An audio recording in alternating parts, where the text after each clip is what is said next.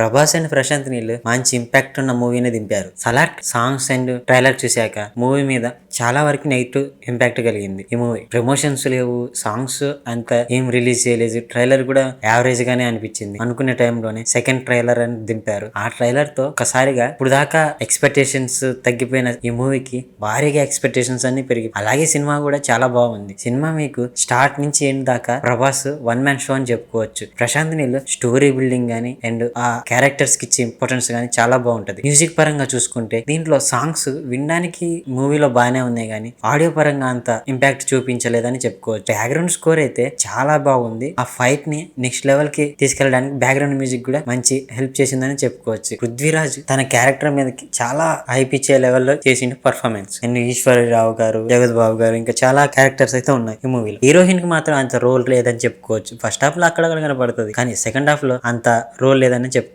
నాకు మాత్రం ఈ మూవీలో interval scene and climax scene చాలా హైప్ ఇచ్చింది. అలాగే మీరు ఒకవేళ ఈ మూవీ చూస్తే మీకు ఏ సీన్ చాలా బాగా నచ్చిందో కింద కామెంట్ చేయండి. అలాగే ఇలాంటి మరిన్ని వీడియోస్ కోసం మన ఛానల్ సబ్స్క్రైబ్ చేసి లైక్ చేయండి.